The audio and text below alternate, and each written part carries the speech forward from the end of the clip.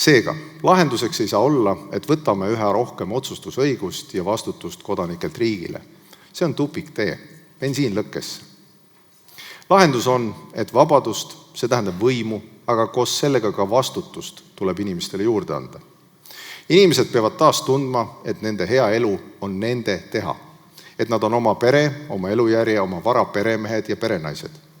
Riik peab toimetama seal, kus muud moodi üldse ei saa. Ent kui juba sekkuda, peab riik olema tõhus, tugev ning otsustav. Mujal peame mõistma, meie elujärg, meie edu on ühine looming, mille peamiseks autoriks on ja peab olema vaba ning asjatute takistusteta tegutsev kodanik. See on vabade kodanike 21. sajandi riik. Just see on meie eesmärk ja ainus lahendus.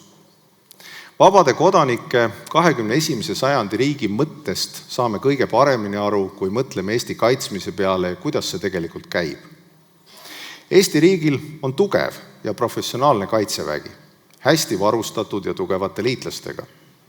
Alates Venemaa vallutussõjast Ukrainas oleme hüppeliselt suurendanud kaitsekulutusi, oleme kokku leppinud lisamoona ostmises. See kõik on Eesti kaitsmiseks ja iseseisvuse tagamiseks hädavajalik. Aga kaitsevägi üksi ei kaitse Eestit. Eestit pole võimalik kaitsta ilma Kaitseliiduta.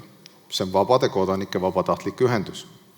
Eestit pole võimalik kaitsta ilma kõigi inimesteta, kes mõtlevad läbi enda ja oma perekonna kriisivalmiduse, kes on tugevad ja kes on valmis. Eestit pole võimalik kaitsta ilma Eesti ettevõteteta, mis hoiavad meie ühiskonna käimas elektripistikust toidu laual. See pole võimalik ilma omavalitsusteta, ilma kogukondadeta, mis kõik inimesi toetavad ja märkavad. Eestit pole võimalik kaitsta ilma igaühe panuseta. Ilma julgeolekumaksuta, millesse panustavad kõik, nagu julgeolek on ka kõigi asi. Iga okas tõesti loeb. Kaitsevägi on selleks, et Eesti kaitset juhtida, ent kaitstud oleme vaid siis, kui igaüks teeb oma osa. Me kõik kogu ühiskonnaga alt üles. See ongi vabade kodanike 21. sajandi riik. Sama lugu on ka teistel elualadel. Riik saab aidata, suunata, võtta enda kanda kõige keerulisema, ent ühiskonna edu sõltub vabade kodanike vabast tegutsemisest. Teiseks heaks näiteks on inimeste tervis. Ükski riik ei jaksa kõiki terveks ravida, kui kodanikud ei tee oma osa. Elanikkond väheneb, lapsi sünnib vähem. Mitte ainult Eestis, vaid kogu arenenud maailmas. Maksumaksjad jääb pigem vähemaks, kui juurde tuleb. Tervisekassa puudujääk üha kasvab. Samamoodi jätkates saaksime üha kehvemat teenust üha suuremate kuludega. Vaja on vabade kodanike hoolt ja suuremat vastutust enda tervise eest. Alles tõelise häda korral peab riik appi tulema ja pakkuma tõhusat, kaasaegset ja kiiret ravi. Kolmas näide on pension.